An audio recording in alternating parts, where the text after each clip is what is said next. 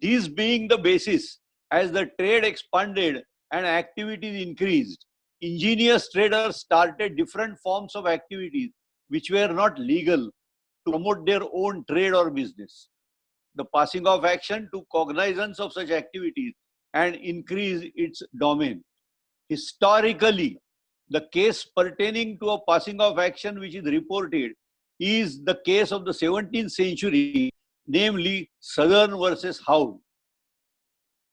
It was an action, as the judge said in that case, passing upon the case which was brought in the common law's plea by a clothier, that is a cloth merchant, that whereas he had gained great reputation of his making his cloth, and by reason whereof he had great utterance to his great benefit and profit, and that he used to set his mark on the cloth, whereby it should be known to be his cloth, and another clothier perceived it, used the same mark to the ill-made cloth on the purpose to deceive him. It was resolved that the action will lie. This is the first case. You will find it in the presentation which is produced by Mr. Kamod. This can be said to be the beginning of the journey of the law of passing off. During the journey, the law achieved various milestones, as we will discuss later on. In the 17th and 18th century, dishonesty and fraudulent intention was considered to be an essential element of passing of action. The defendant must have intended to deceive and must have caused deception and confusion.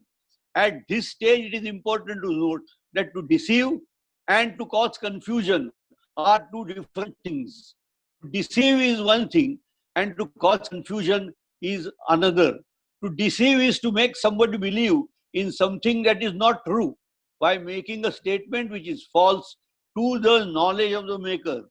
To cause confusion is to make a statement the listener of which is put in a state of wonderment. And the statement was made with a fraudulent intention of deliberately causing deception and confusion in the 17th and 18th century. The passing of action was held to be maintainable. And the statement was made without any intention or without any knowledge of the falsity of the statement, the passing of action would not have taken place against the maker of such statement.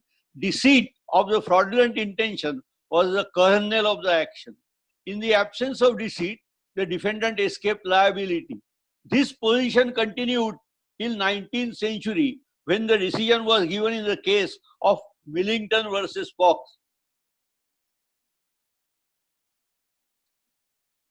Certain goods were known by its locality, but that will come a little later on. Let us consider the Millington versus Fox.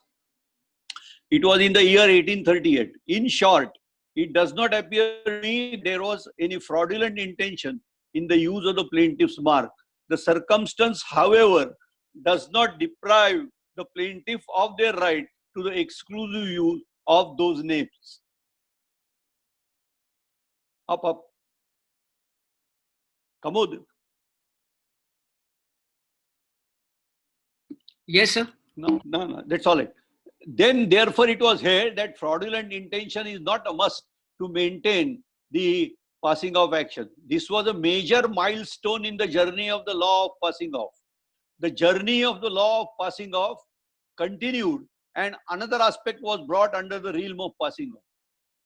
Certain goods were known by its locality where they were produced and by reason of special attributes of those goods, and therefore the name of that locality or any identifications of that locality could be used as trademarks only in respect of goods originating from that locality. These are the champagne and Scotch whisky cases that are known in the trademark law. A particular wine was produced in the Champagne district of France. It had its own attributes of taste and mellowness, which were present in the type of wine produced only in Champagne district of France, and that is why that wine was called champagne.